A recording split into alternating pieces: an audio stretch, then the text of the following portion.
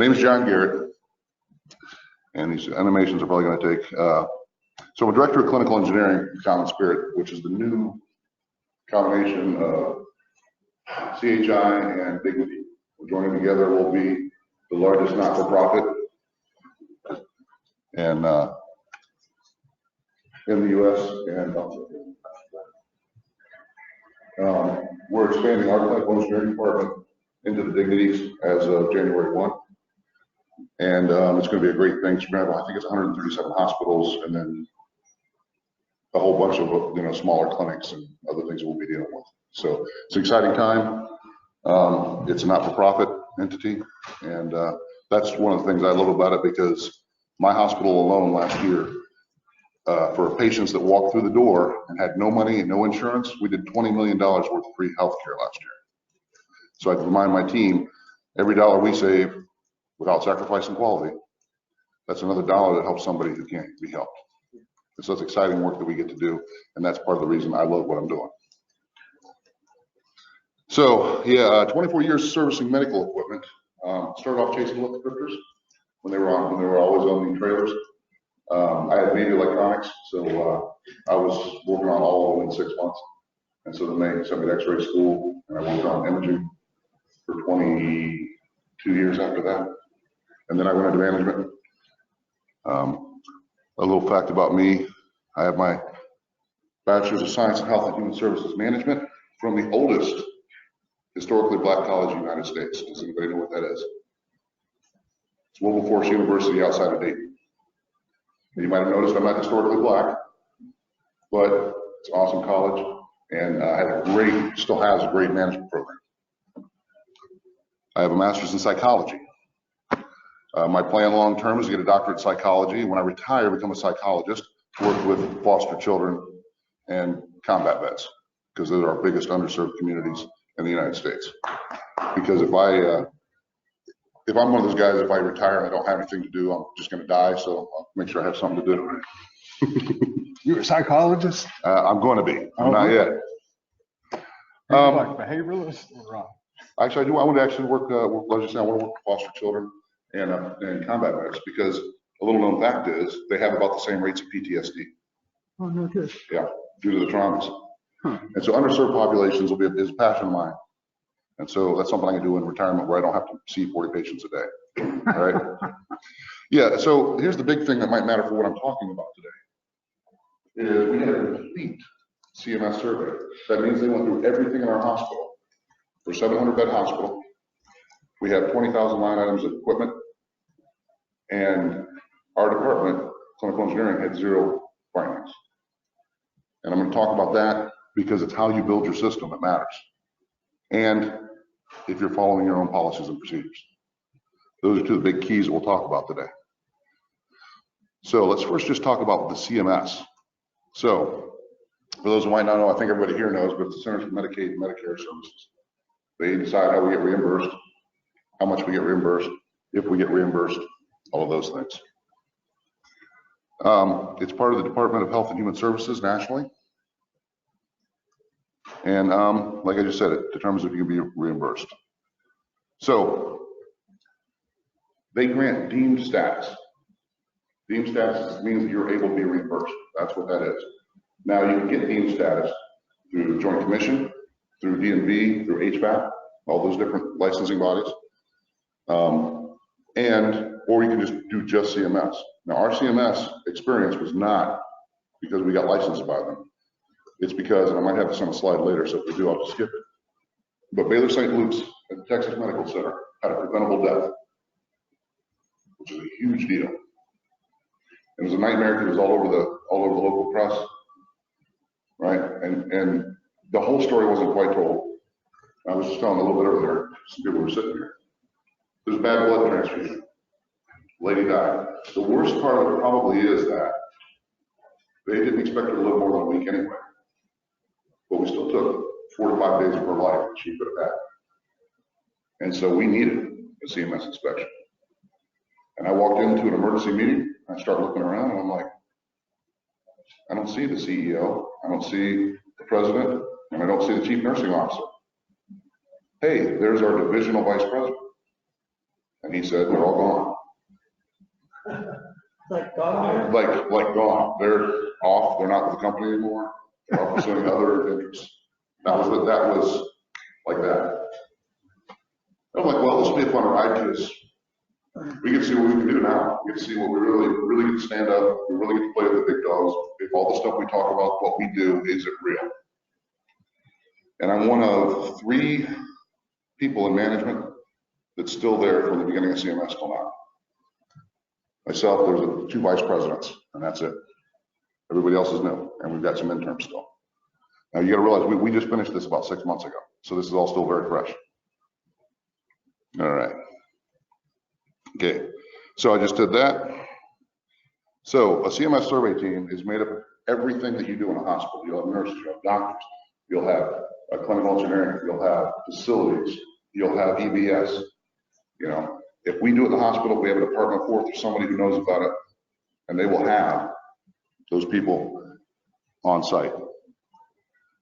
So they may have as many or as few as they need, and it just changes depending on how big your hospital is and what they want to cover.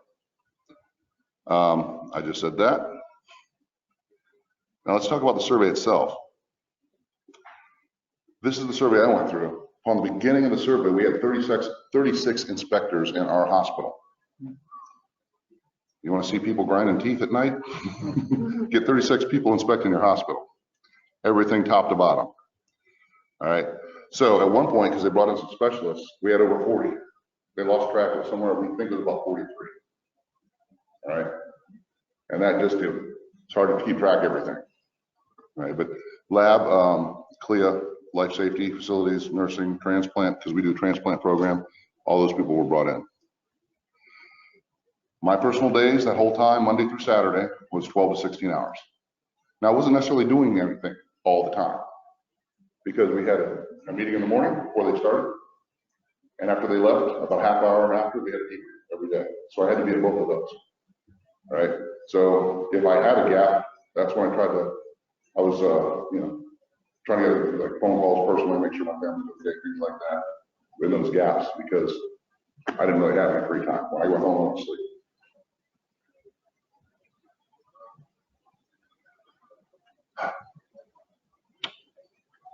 So we're going to talk about the things that we have to put in place in the hospital. This is not just clinical engineering, but these are the things you should see that are in place to actually get your CMS to run smoothly. And there were a lot of trees killed for that successful completion because we printed off more paper than I could even begin to tell you of reports and everything else. So I want to set your expectations. This is the first thing they told us when they came in. The survey will go on as long as it is needed. So we walk in and we have no end date for when they're leaving. How long did that take? They were there for a month. And the big part of it was there 6 weeks. Then they still had, I think, 14 for another 3 weeks after that. That, and then they came back 45 days later to do the follow-up, and it was the same thing. All right. Okay, so the team may have a plan, and they'll give you what their plan is. This is the great part. It's kind of like there's not really a surprise as to what they're planning to do unless they run into something. So it's one of those things that if they find something, they'll dig deeper, right? So if they walk in and they see something's wrong, they're going to go down that rabbit hole, and they're going to find out, is it a procedure? Is it a fluke? Did you follow your procedure if something went wrong? And that's a huge deal. Thank you. The thing is, they tell you this too, immediate jeopardies. The worst thing you can see is on the 3rd day of your inspection, all the inspectors packing up their gear and leaving. Because you will be shut down. Immediate jeopardy means you're doing something so horrendous that they cannot justify it's not safe to run your hospital. And they have a list of what these things are, and they'll give them to you. And most of them are procedural, and most of them are for the nursing staff. So this is what I tell my team, because we're everywhere in the hospital. Every place the patient's being treated, we are. And if we're aware of these things, we should be looking. And maybe you don't feel comfortable stepping in, but you need to tell someone something's going on. It's not right. It's the correct as a team. Because if you get to this point, there's no, oh, us, us and them. No. It's either do it right or go away, because this is the life of our hospital. Information is king. Now, I'm sure we all have CMS systems, and this is where all the trees are killed. So if you have a CMS and it's coming in, and I'm talking about full-blown CMS, it's something we didn't think about and had some problems with because we did not have backstocks of ink for our printers. We literally had to have another hospital bring their ink down so that we could print all the stuff we needed to print. And we knew they were coming in ahead of time. It's just one of those things you don't think about, right? We don't use that much ink. We print this and that, no big deal. Make sure you have lots of paper and ink. For us, we're a large hospital, so I had 2 team members whose only job was to look up the data they requested when they were walking through. Their whole job was to pull it up at CMS. If they wanted to print out what they asked for. A lot of times it was like they would walk by and just randomly go, "Hey, defibrillator, get the asset tag. Yep, I want her service history on it." My guy will pull it up, print it out, and then run it down, and we'll talk about the command center in a second. You get constant education. This saved us a lot in our CMS. If you see something wrong, and you know what the right thing to do is, educate the person on the spot. This was a mandate from our new leadership, is, hey, you see it doing wrong and you know the right way to do it, teach them then. Because a couple of our CMS inspectors popped up around the corner. So what are you doing? Well, we're teaching them proper ways to do it right way. You have to be open about it. Because if you're not, they'll start digging. You say, we saw there's a procedural problem here and we're training on the spot to make sure that it's correct. So if they know how to do it. And then they will watch and then see what went on. They make the little note, but that's what we're supposed to be doing. Right? Because they know we're not going to be perfect. We have to follow our policies and procedures. Okay, these are recommendations I have because, and I'm going to tell you why I recommend these. The typical time it takes to clear a full CMS survey, you can ask a hospital and bonus, is 2.5 years. We did it in 6 months. I'm going to show you the things that we did as a hospital as well as the clinical engineering department to do this. All right. We had a command center. And this is huge. All information that was going to CMS went through the command center for review. That way we gave them exactly what they wanted. Not more, not less. If there's some question when we handed it in, it got asked then. If they needed more, and we provided it. Right? This is just to make sure that the hospital is represented the way you want the hospital represented.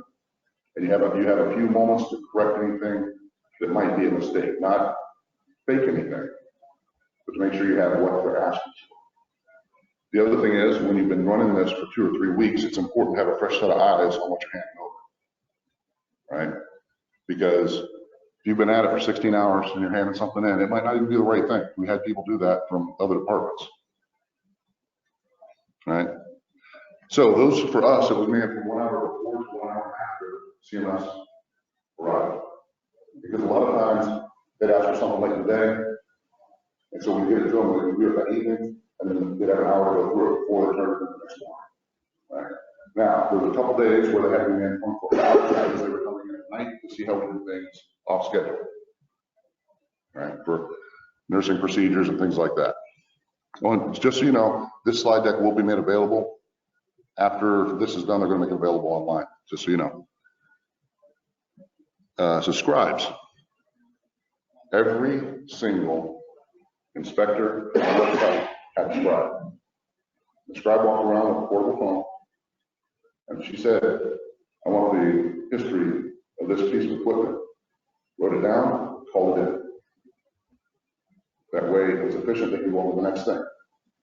And they would have it written down, and that way we hand it over to the inspector at the end, and they go, okay, we have this, yes, we have this. Do we get this? No, but they're still working on it. Okay, we have this, yes. And we could just process it through, so it was smooth, and we were there to help them get through their day, to make them as efficient as they could be, to get them out. We supplied the scribes, absolutely. And I'm not going to say this happens because I don't know that this happens. If you have a scribe at a large hospital that say we want to go here or we want to go there, what they would do, and they would say, hey, we're coming to such and such. They didn't try to hide that. They might take a slightly different route, to give them an extra 3 or 4 minutes before they got there, right? That only works in the first 2 weeks, by the way. Then once they learn how to get around the hospital, they kind of lead you around. Okay. So, like I said, they walk through the inspections and ask the questions, and it forwards the request as soon as they're made. So there's no delay. This will help you get through quicker, like I was saying. And the sooner you get back deemed status, the sooner you're getting reimbursed, right? So the sooner you're bringing revenue back in, because for a while we were treating 600 patients a day with no reimbursement. And if you guys understand how much that costs. So why did we get reimbursement? Because we lost our deemed status. Oh, you did lose the. Yes, because when they come in for a full-blown inspection, they pull your deemed status. That's why they're there. Right? So if they don't pull your deemed status, you don't get a full-blown. They might come look at one department or one procedure. And you all know that if one of them walks in the building, they can look at anything at any time. But they usually come with an agenda because they have families and they want to go home too. Right? We had a dedicated space for CMS to set up. We took some of our conference rooms and they had dedicated workspaces so that they could sit down. And again, at the end of the day, beginning of the day, middle of the day, we knew where to bring their stuff. If they weren't there and they had requested this information, they had a desk. We set it down. They came in and were sitting there waiting for them. And it was labeled what it was. All right, communications plan. We had the walking phones. We also used a thing called Tiger Text. Tiger Text is a paper license, but it deletes all your basic text messages in 5 days from history. And it allows you to call each other without knowing each other's phone numbers. Because if you're on there, it's connected to your phone and it just lets you talk. We paid for this so that we would have dedicated communications for all leadership in the hospital. Okay, so these are the trends from our survey. Ooh, getting a little crazy, John. Okay, so policies, and documentation. That's huge. We're gonna look at all your policies, what they are, when they were last reviewed. In clinical engineering, our system's built really well. We review our system, we review them every year. And we have a set process that we go through right after our budget's done. That's the next thing we do every year. And since we do that, all our policies are up to date. I can't say that about all the policies in the hospital. So make sure that your policies are in place. Does everyone here know what your medical equipment management plan is? So if you don't, do you know what your medical equipment management plan is? Yes, every hospital should have one. You should have copies of it, and you should know it from the first letter to the last letter. I can tell you right now, one of my favorites in ours is Part 16. Part 16 says that the directors of the departments are responsible to give us the equipment for maintenance during working hours. And if you don't have the in your MEMP, I suggest you put that in there. It doesn't have to be number 16 though. AEMs, if you have any AEMs, we only have 2 in my hospital right now. One of digital scales. But you need to know, not only do you have them, how did you come up with the data to say that you don't need to do those PMs on their AEMs? Now we only have 2, and ours is we have oversight nationally from our quality. We have a clinical engineering quality manager who oversees all of that for us. And so we can't sign it off locally unless he's reviewed it and signs it off nationally. But ours was tight, it's airtight. And job descriptions for in-house team members. They went through every job description in the hospital to make sure it had actual accurate descriptions of what they should be doing. And then they would ask the team members if they knew what their job description was. And as long as, they didn't have to know word for word, but they had to know what was in there. It was a big deal. When we have our team sign them every year. Here's your job description. I need you to initial every page and sign it. Goes in their file, and then they're responsible for it. Okay, competencies of in-house teams and the competencies of every vendor that touches your equipment. This is going to be huge going forward, and it's going to be a big pain. So when you partner with a vendor, whether it's independent service organization, whether it's one of the big manufacturers, you need to upfront make sure that they give you copies of the competencies of the people touching your equipment. Now, we were able to get it because we had good relationships with our vendors. We were able to say, hey, I need these tomorrow morning. And they were able to get them out to us. But this was huge thing that we weren't ready for. Our in-house teams, we had all the competencies. We were waiting for that. But they asked us, they're like, okay, so on this CT, you had company X come in, and it looks like your work order shows that Alex worked on it. What's his competencies? It says he can work on this. I'm like, I don't have it, but I can get it for you. And as I'm walking away, I'm like, I hope they have it. Right? This is one of the biggest things that if you walk away with nothing else, this is one of the biggest things I have to stress. This is a huge deal. And we maintain it now. And we actually have it. Our divisional director is in charge of maintaining that list now because it's just too big for one of us to take on and do our own jobs. Should you consider having vendors that come in? Hey, you need to come in with. So when they come in and somebody new, they do. That's what we do. That's like if you're new, because most of the guys we see over, right? We get a copy, we get their latest competencies every year in their archive. But if I see a new face, I'm like, do we have his competency? So much so that my team now just goes, we got his competency, John. It's okay. But it's a big deal, and that's not a bad idea either. You've got some, if they've got to get their own, if they get their own badges, and our system, you can actually put a little extra mark on it. It's not a bad idea. So yeah, so if I'm entertaining a contract, it's one of the things that when we talk about it, I tell them up front, I have to have a list of your competencies and you have to maintain them. Now, some of them, what they've gone to, because they're like, yeah, Baylor St. Louis, the largest clinical engineering department in the largest non-for-profit healthcare system in the United States, is saying they want them. Other people are probably going to want them. And so they're starting to get ready to put them online. So if you have a link into their system, you can just pull it up, which I think is better because that makes it real easy for everybody. But that way I don't have to maintain a list. I can just go to the website and pull it. I love that. I love everything that doesn't require paper.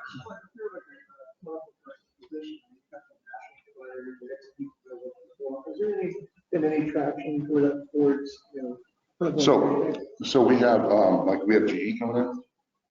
So that's what you're saying with the national. So they have people coming in. They have to have the competency to work on that piece of equipment. However they show it, and they each show it a little differently. Does that answer the question? Ask it to me again.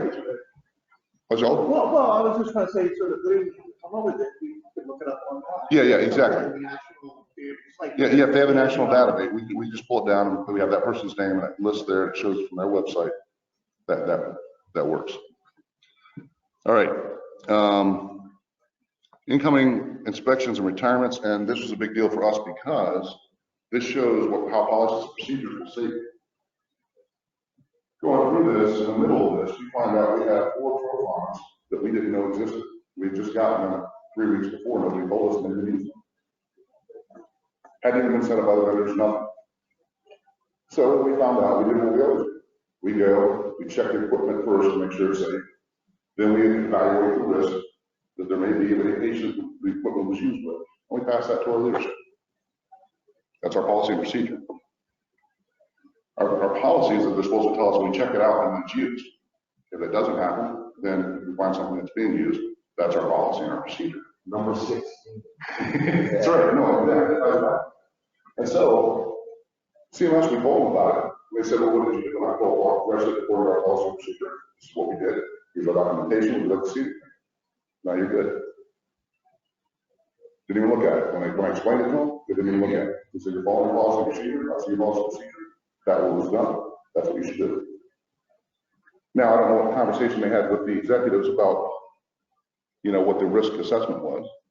But the risk assessment was, there really was low risk that anybody had a problem because of what it is. But had we not followed the policy procedure, had we tried to hide it, I tell you what, we'd probably still be in CMS. Okay. Oh, this was a big one, yeah. Removing your electronic PHI stuff that's going on. We have a form that we fill out. It has to be signed by their department director that says that yes, we've cleaned all the patient data off. With all of our vendors, we have an agreement that they have to sign to be one of our vendors that says if you get equipment with DPHI, you will pay this if you were a CHI employee, which puts the liability on them if they do get that. But again, we're not going to be perfect. We may miss something, or Mary may have tried to help us out. The nurse Mary may have tried to help us out and loaded that piece of equipment on the truck for us. Right? So again, if you've got that in place, it makes a huge difference. And proper documentation of service.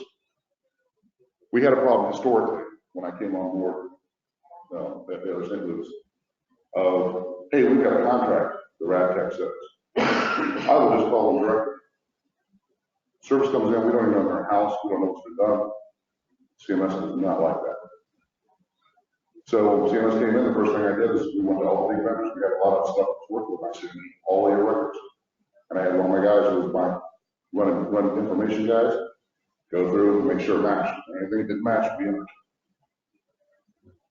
And we're gonna start every year, I think, trying to do a reconciliation between what our vendors say and what we say to make sure that they match. It's a huge job. But I happen to have an administrative assistant that can do that part of it. Well, how do you manage? Well, what's supposed to happen according to our MEMP is if there's a break or suspected problem, the directors are supposed to ensure that their people call clinical engineering, and that's it for them. Once they call us, then we can manage it from there.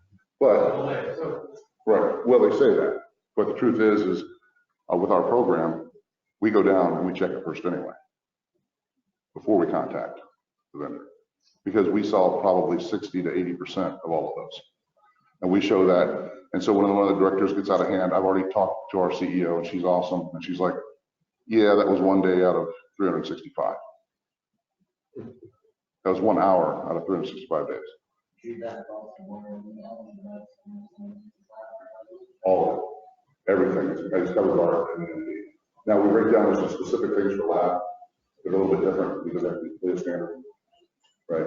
But otherwise, what's that? Yeah. Yeah. So that's does have a little bit different. That's a whole nother world, but it's got its own call out in our MEMP. So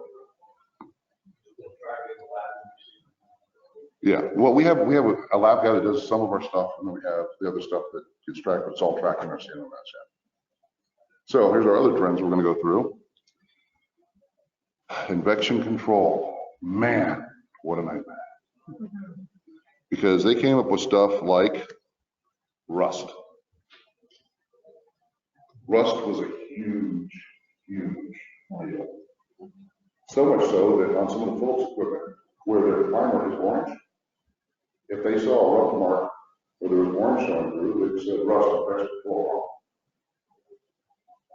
And we had OR tables that they look great shape, but at the very bottom, where EBS comes in there, sloshing water out, there's rust around the bottom.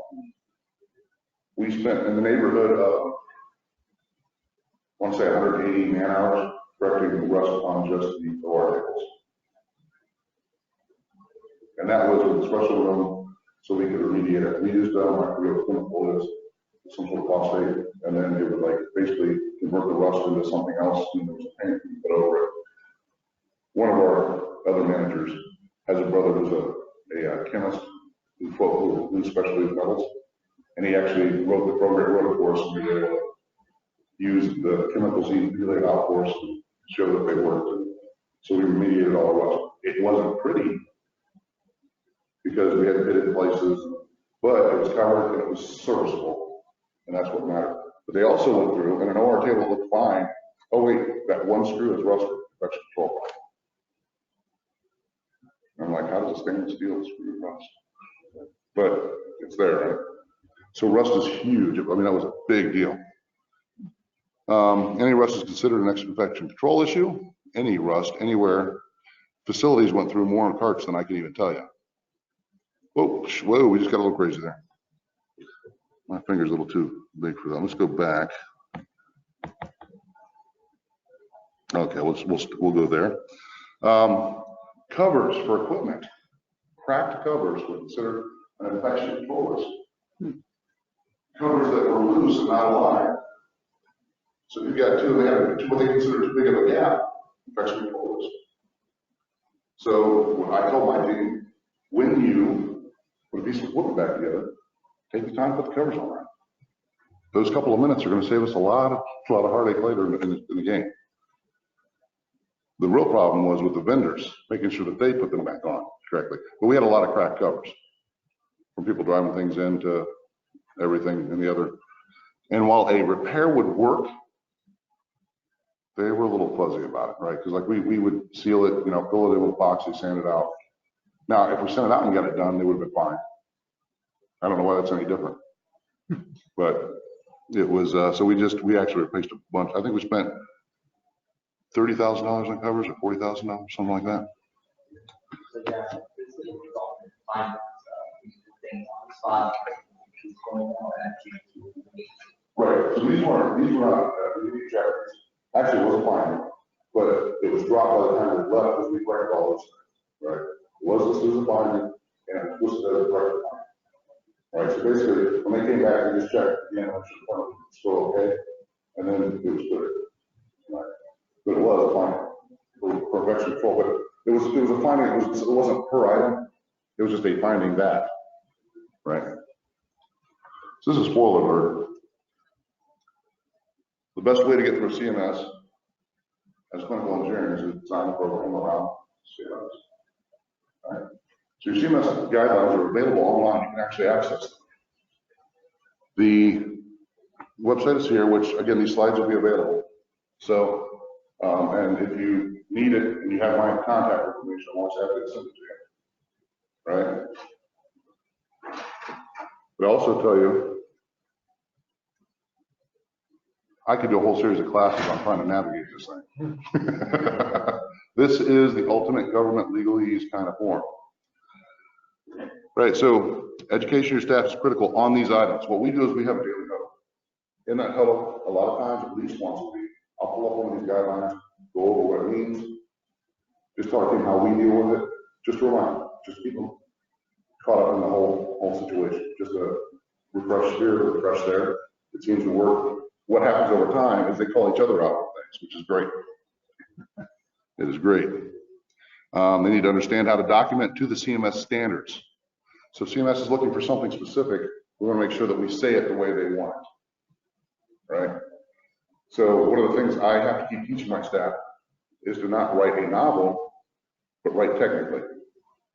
I literally, this was before CMS, I literally had a guy, about 3 years ago. I looked at his work order and it said, I quote, we got to the site and the equipment was not available. And we waited, waited, dot. Then bam, we got the equipment. So legal document. I was just like, I don't know where to start with that. So I started doing technical writing as part of our, just when we go through and review it, we do audits anyway, work orders, so we review the technical writing aspects. And we also don't have a hard template, but everyone on my team knows how I want the work order laid out. And they also know that you don't have to use the word I because you're writing it. You can write replaced PCB. You can write replaced power cord. Or you might write John assisted me, so that I know that both of you worked on it and that's why you both have time on it. But those are the kind of things that do make a difference. Keep up with the trends, because each year CMS focuses on something different. They have a meeting and they put this stuff out. Now, I'm fortunate with CMS, NCHI, and now Common Spirit, we actually have a dedicated director who goes and follows all this stuff up, summarizes what affects us, and puts it out to our whole team, so we know what to look for. A lot of smaller places or some hospital systems don't have that in place. I'd recommend you find somebody to be in charge of that, even send them to the meeting, because it'll make a difference. All right, so this is why you want the slide deck. In my system, we go through program quality evaluation every year. And I have to answer every one of these. Every one of these is off the CMS guidelines. All these are your environmental cares, your human resources. And they spell out all the kinds of things that you need to be doing. So if you go to the website that I had earlier, and you look up EC.02.04.01, it says the hospital manages medical equipment risks. This is what designs our medical equipment management. But we have to respond. We have to respond as a manager to every one of these. And we have a few others we throw in. But I have to answer to them every year and show that not only do we know what they are, but we have been doing it for the years. So I have to pull certain work orders up, right, for each thing. I have to show that I have the job descriptions in the file. I have to show all of this every year. This is why I don't turn wrenches anymore, because it's most more like this. All right. So, some of the key points to your MEMP: cover your inspection and testing of equipment. All right. So this includes your incoming inspections. You want to have that covered. You want to have how PMs are done and how AMs are developed. You break out, like I said earlier, we have ours broken out. So we have some things in radiology a little different, labs a little different, but those are in addition to all the general stuff. Non-hospital owned equipment. This is all of our favorite stuff, right?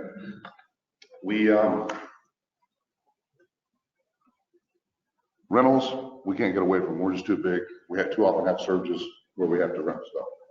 So we have a whole plan in place there. In our MEMP, we say that the doctor-owned equipment must come with a service history or it can't be used in the hospital. Period. Since most of the doctors have been educated since I've been there on this, I haven't had a problem. When I first got there, there was a lot of kicking and screaming.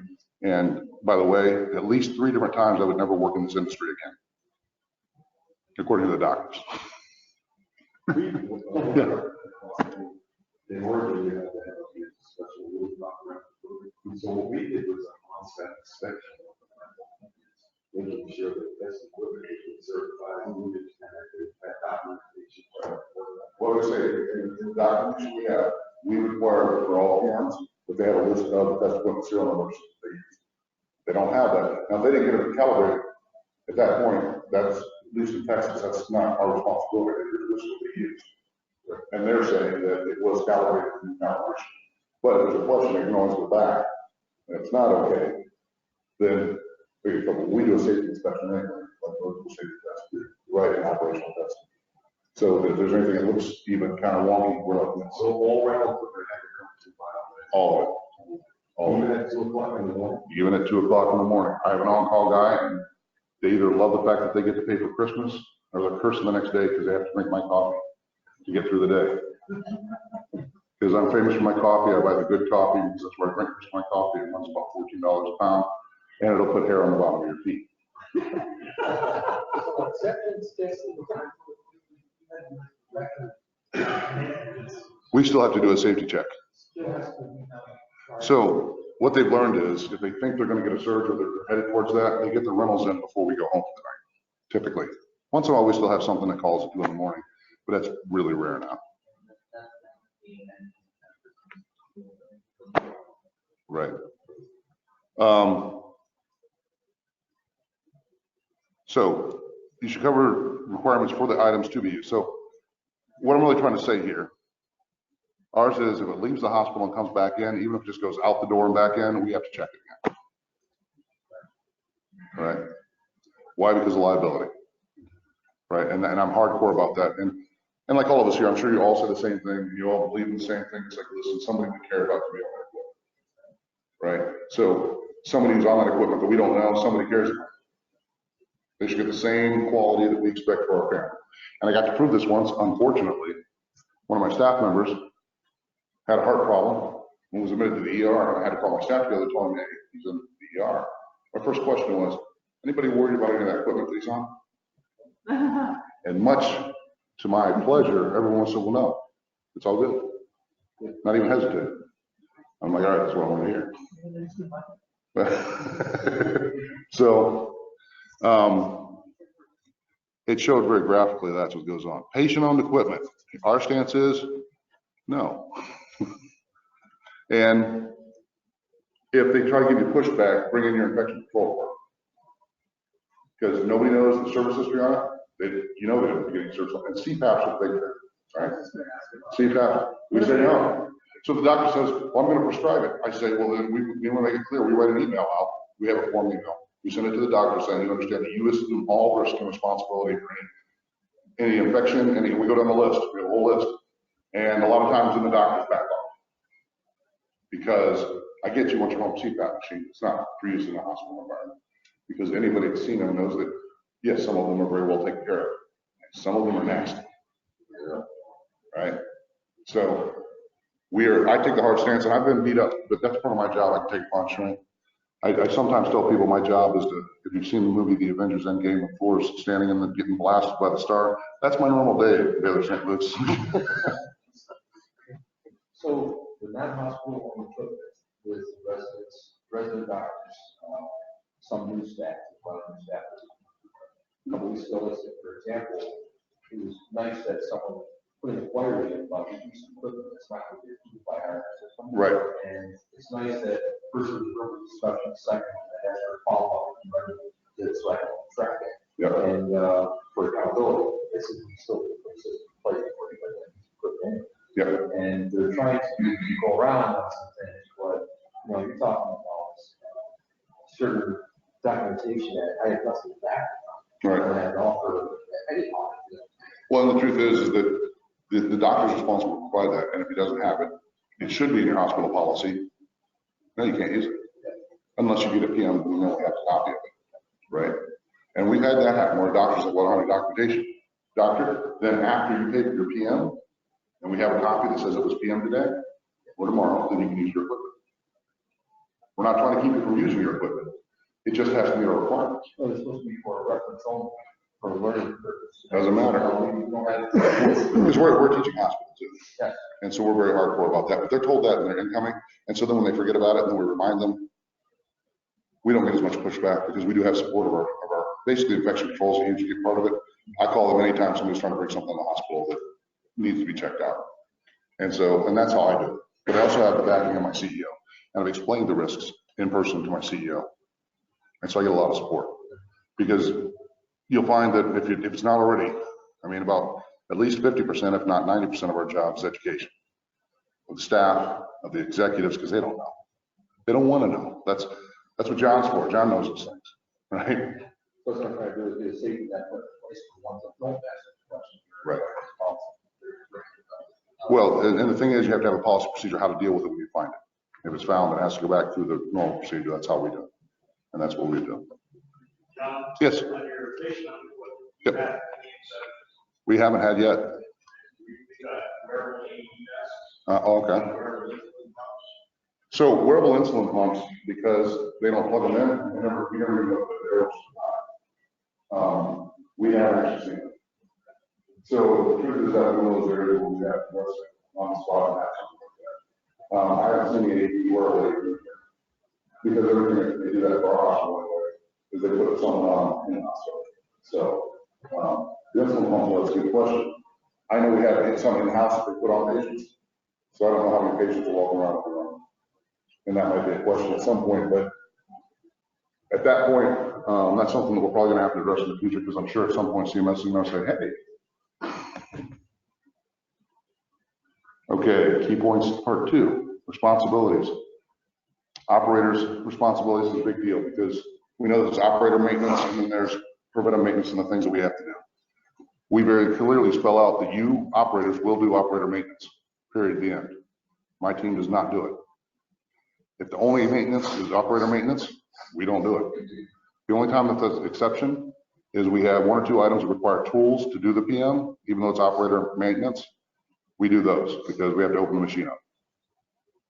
We had a big thing about that in the recent inspection. Because every review or every survey is different. Yep, very much so. I guess they've never asked for this one thing. This is ridiculous. It was on all the filters. So if you look at the manual, it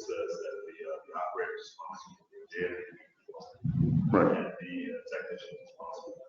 Mhm. Understanding it says that we expect the filter to dirty, we can replace it. Right. But it's the operator's responsibility to replace it every 6 months. Right. So it hadn't been replaced. In that time, they got dinged. Right. So they're looking at us like, oh, how come this wasn't replaced? And we show them in the documentation. Mhm. Because we've never had that dialogue with them, because none of them know what she was doing. Right. We kind of want to do that again. Right. We made that mistake. And we found out the tailors, now we're doing, everyone's throwing everybody in the bus. Right. Right. We've got a documentation thing. So it's Exactly. not that big deal. We ended up actually taking on the responsibility. Right. What? Yeah, well, and that's Save yourself that. right. And your education will help you prevent those political issues, right? Because I educate constantly, and if anytime they let me, I'll get in front of the nursing staff. Anytime they let me, I'll get in front of the CEOs, and I'll go over some aspect of our MEMP, something like that. And we have it spelled out very clearly. And those are the things that I point out. Here's your responsibilities. Now here's ours, but here's yours. We want to make sure you know yours. So it ended in a lot of in-servicing, a lot of documentation. Yep. So you're absolutely right. That's something which we learned early on. Right. So this is the one I talked about earlier, making equipments available for service and PMs. We have one shift in our program, and it's staggered, so we cover about 12 hours a day. But it's the department's responsibility to schedule with us, and if they don't, then I go to the CEO and I escalate it, and I say, hey, listen, this needs a PM. They're not giving it to us.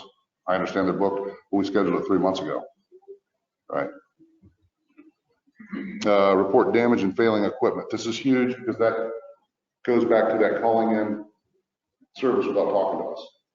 You spell out that they have to call you, because we do have a couple remote sites that we have a full contract on, and we've made the concession and said, great, you can call service as long as you're calling us. And the first time that doesn't match, you have to call us, and that's it. But we have to be notified. Technically, and then what they do now is they call us and they say, hey, we're going to call service because of this. And we're going, great, let us open the work order. Okay, great. And the service guys now know to loop us in anyway, right? For the people that do those specific sites. Keep the contract. Exactly. If you want the contract, keep me in the loop. And that's been hardcore. Operator maintenance and operations, we talked about that. Clinical engineering is responsible. Is great English, John. PM schedules, we're responsible for those, making sure they're maintained. All right. Reporting or repairing equipment, obviously that's our responsibility, whether we do it or whether we have a vendor do it. Incoming inspection, safety tests, all of those things that we all know we're responsible for, but they're spelled out in the MEMP. And it doesn't have to be, I think our MEMP covers all of this in like 4 pages. So it's not like a 20-page document. It's like 4 pages. We cover all of this. Program review. This is what I talked about earlier that we do. How is your program success measured? You don't have to do it the way we do it. That's just how we do it. We do it annually. We have a form that we go through, and it changes as CMS changes its requirements. But I would highly recommend, depending on the size of your hospital, that you have somebody come in and go through it. Have a fresh set of eyes look at it. Look at your program and see what holes are there, and have them poke holes in what you're doing.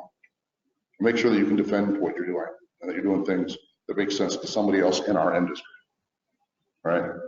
This will help prepare you for CMS in ways you never imagined. Because you'll have a guy sitting there going,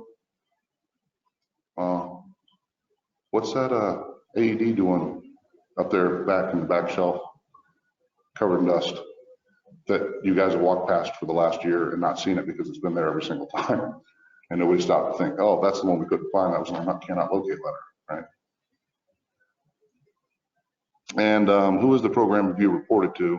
For us, it's reported up our chain of command in clinical engineering to the vice president of operations. He just gets a score. And then if he wants to know more, he'll dig. Yes. We do a letter to all our cannot take their run. How did that happen? Well, because of the way we do it. I require my team in the first 2 weeks to find all risk ones. Anyone that's not found in that first 2 weeks, go cannot locate those that are not found. Right? Then anything that's risk 2, 3, 4 is by the third. But usually those ones we find the risk ones that set the problem. Because we're things like that. But you move around. Or big one we're struggling with is finding pacemakers. Big one that we fight with constantly. And we do major hearts, we do heart stuff. We've got 17 cath labs that run full every day. Where we do 50 to 60 hearts a day. So it's a big deal. It's a lot of money. But that's one of our big things. So one more time, Yeah. when you cannot locate something in risk category, takes. For us, it does, absolutely. I have all, like I said, all my risk ones, they're sent out with it after the second week, second full week, in the second week, we send out the cannot locate so they can help us find it. Now, something else about cannot locate since we're talking about it. It's real important, if you don't already know this, not just to send an asset tag number, not just to, so what we do is we send the asset tag number, the model, and any common descriptor, right? And so what they do then, and we train, it's constant training because we have some turnover, but you train them, okay, so if you walk up on this model, do what you're supposed to do before you use it every time, which is check your PM sticker. PM sticker shows that it's due for a PM, let us know, we'll come PM. It's that simple, and we're getting a lot more help on that now. That's what I read about lately is document. So last call on the third week, and all broadcast messages out from departments, their departments stating that this is missing or it's PM. I don't want them to sort of PM date and so on. Now they did email and actually capture out there the same other system and document. Yeah, we do as well. We attach to our work orders, so we show that we couldn't find those, and especially on pumps. Well, we just put in new pumps, 1,750 pumps, and so when we do the pumps, it's insane the list that we end up with.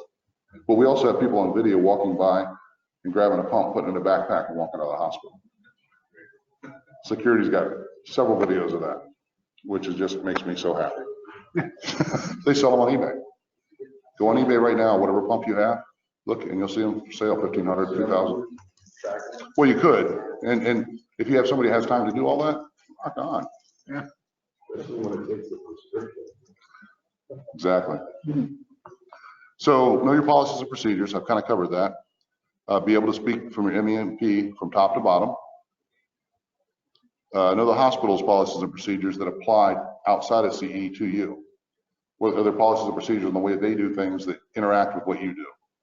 And off the top of my head, there's not a lot that really interfered with us. It's just they did have a couple, like one department had decided to write a policy and procedure that conflicted with our MEMP, and we had to go in and change it. Not our MEMP, but their procedure, because it didn't match. Remain calm.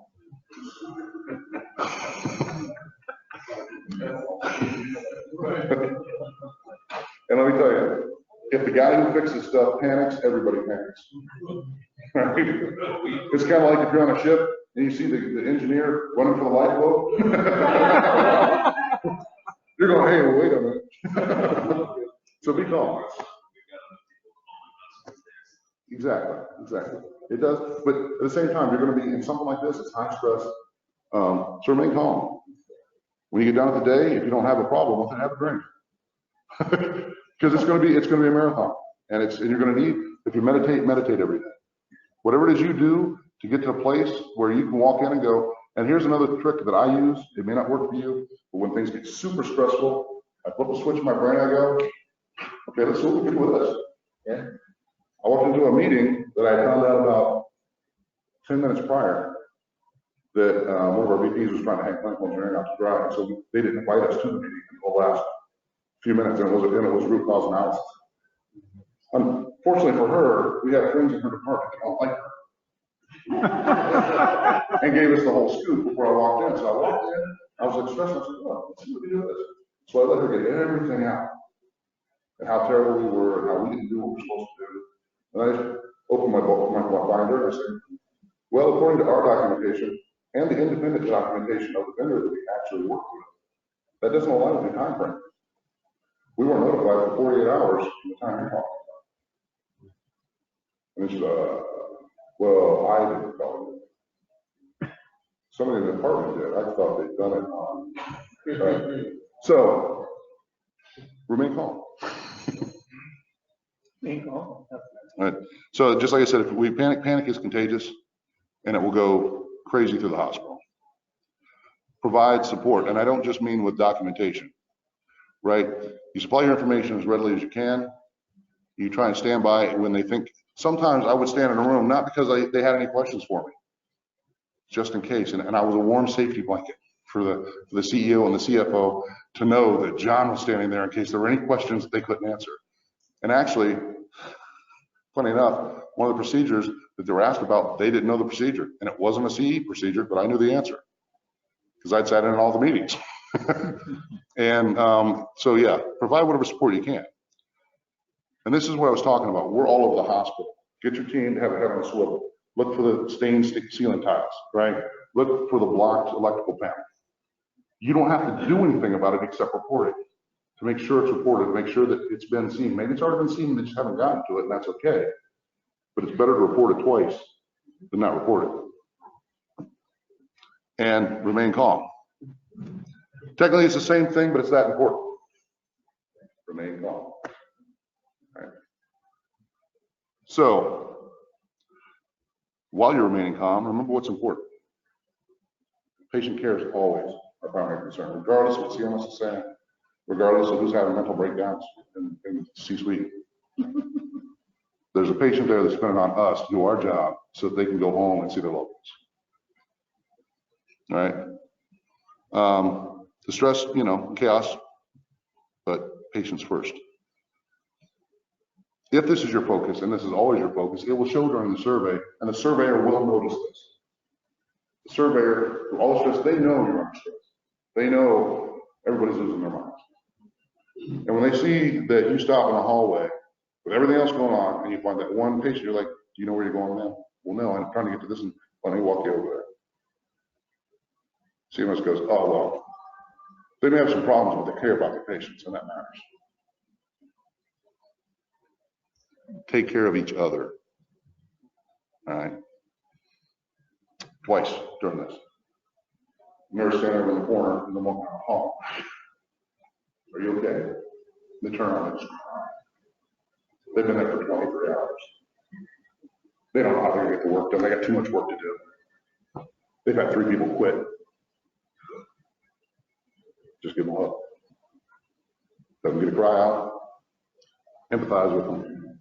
And support them so that they can go back and do their job. And remind them, you're good at your job. You're just under a lot of stress. We'll get there together. It'll be all right. All right. This is team sport. It can only be completed as a team. That's huge. And that's something I told my team from the beginning. Listen, I don't care if you don't like Mary the nurse. We have to get through this. We have to get through this. Not I, not her. We have to get through it. Remember that. Do the right thing every time. Every time. You see somebody in need that you can supply some kind of support or help for, do the right thing. It'll show. More importantly than it's showing the surveyors, it makes our industry better. It makes us better. All right.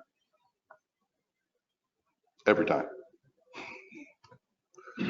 All right, so I got a few final things. Remember, this is a team sport. I want to be completed properly by a team. Okay, so hopefully that wasn't too short. Make sure we hit our time. Okay, yeah, we're good. So we got like 15 minutes officially. If we got questions, I'm happy to answer. So what CMS do you use? How well do you want to support your being through this? Okay, so right now we were using DNB for our licensing. This was actually done by CMS, just to make clear. Once we got our deemed status back. Right, so what happened is CMS pulled our deemed status because of the death. There was an investigation that pulled our deemed status. Okay. I'm not sure. What CMS software? CMS. Okay, yes. So we use one that's called TeamNet, and it was developed originally by CHI. And then because it was a for-profit, we spun it off and its own entity. We're still its biggest single user. And what's it? TeamNet. TeamNet. Yes. And we will be looking at others as we become common spirit, but I don't know that they'll be able to compete. Hopefully we'll find something better, but I don't know. It's good. It's like Yeah. Well, we had that. Since CMS started, or since CHI started, they developed their own. So it's 20 some years now. Any thoughts on the move from your code-based system versus I got dollars too. Sure. Russell and Oh, I'm sorry. go for a code-based system. So- Is it like this? So what we're looking at is we're looking for proactive, like, informatics. Because especially in my hospital, some of the stuff it won't matter, right? I've got 6 CTs. Well, one of them that matters because that one's the only one we can do this study that we do all the time. So that one, I want the informatics. So if I know a tube's gonna blow, we'll lose a little bit of tube life, but we won't have 3 days down, right? That's what I'm looking to go to. And what I found is me and the other 2, we have basically 3 guys in my position in CHI that are hospitals that are really big. 3 of us get together, we talk, because the way we go, if it serves us, it tends to trickle down through our hospitals, right? Because you scale to the largest hospital and then scale down to the smallest. Although I have spoken to our leadership in my direct line and said, you know, in this particular case, it's the small hospital that might need this more than the big hospital. The hospital has 1 CT, right? It goes on diversion every time it goes down. And those are usually critical access hospitals where that's where a guy gets stabilized, or he has to drive another 45 minutes before he gets stabilized, right? We've got a few of those hospitals, and those are the ones that probably need it worse than I. For me, it's just a matter of being able to process and, you know, maximize profit without loss of quality. I'll say that. John, would you be willing to share your MEMP? I will, yeah. Well, there's no secret about it. So if you contact me, I'll be happy to share. Because it actually, we do our division, so the whole business division is the exact same thing. And that way, when I cover one of the managers, when I speak to it, I can't. You know, that's not true.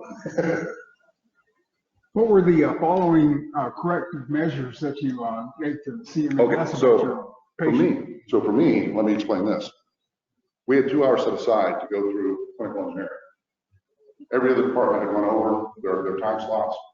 I walked in with our program, our MEMP, I handed it over, he read through it. I had my laptop. He said, can we print off this? I said, we can print off anything you want, but it takes a lot of time because that's one of our weaknesses of our system. We can only print out 1 asset at a time for long histories. Or I can sit here as long as you want and go through my computer and my entire inventory.